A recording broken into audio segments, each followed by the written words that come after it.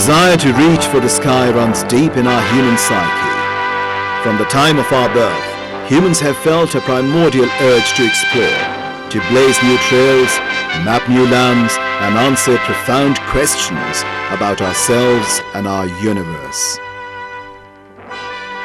From our small world, we have gazed upon the cosmic ocean for untold thousands of years. Ancient astronomers observed points of light that appear to move among the stars. They called these objects planets, meaning wanderers, and named them after Roman deities. Jupiter, the king of gods; Mars, the god of war; Mercury, messenger of the gods; Venus, the god of love and beauty; and Saturn, father of Jupiter and god of agriculture. The stargazers also observed comets with sparkling tails and meteors or shooting stars apparently falling from the sky. By the 17th century, astronomers pointed a new device called the telescope at the heavens and made startling discoveries. Fundamental physical laws governing planetary motion were discovered, and the orbits of the planets around the sun were calculated. The time moved on and the science flourished.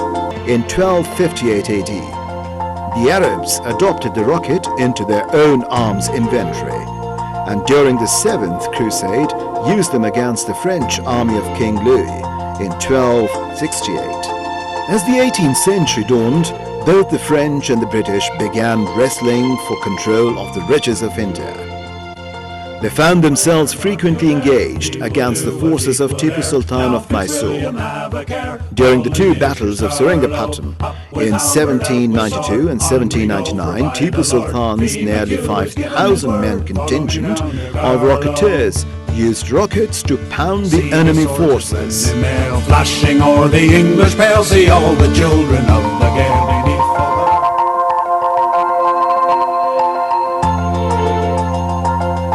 Since the time of the legends, man's fascination with the creatures flying in the air and his own desire to fly has been evident, but it was not until the late 1800s that serious study into how to fly was begun. The first sustained and controlled powered flight by mankind in a machine heavier than air was achieved by Orville and Wilbur Wright on 17 December 1903. But the years since 1959 have amounted to a golden era of solar system exploration. Advancements in rocketry after World War II enabled our machines to break the grip of Earth's gravity and travel to the moon and to other planets. The Soviet Union and the United States pioneered in sending automated spacecrafts, then human-crewed expeditions to explore the vastness of the cosmos and the moon. With the creation of Pakistan in 1947, a new chapter was in the offing that would launch the Islamic world's vanguard Space Research Institute. Pakistan's Space and Upper Atmosphere Research Commission, SPARCO, Pakistan's National Space Agency, was established in 1961 as a committee. One of its principal goals was to create a gateway to academic and professional excellence in space technology and related subjects. This vision came to a thunderously successful fruition in the year 2002. As the only institute of its kind in the whole of the Islamic world, Institute of Space Technology was established near Islamabad.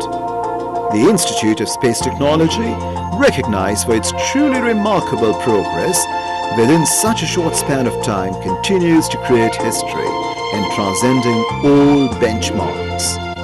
As a degree-awarding institute, IST excels in offering engineering degrees in astronautic and communication system engineering. With its academic armada of some of the finest experts in academics in its faculty, the IST is providing the highest standards in learning and research in space technology to students from across the country. Just a few things about this institute. It's brand new, but the labs we have set up in all forms of aeronautical engineering and communications, they're pretty first rate. Let me tell you this. We've got equipment, the best type of equipment you can get from outside. And if you compare our students, you compare our degree program with any leading university in America or Britain, you'll find that it compares very well.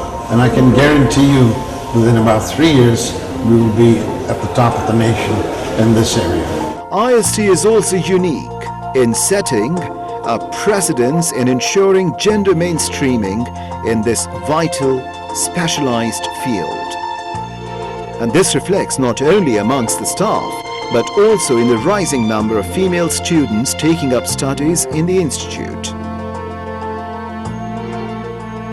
The training facilities at IST enable students to acquire hands-on experience, an acute requirement in the professional world today.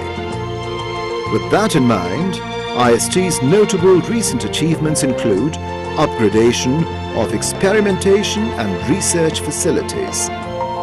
Studies and other disciplines are also available. The reference section has over 200 reference books, journals, handbooks, encyclopedia, etc., and access to hundreds of publications online. To enrich the library collection with latest online resources available through internet, certain professional publications from AIAA and IEEE are also accessible.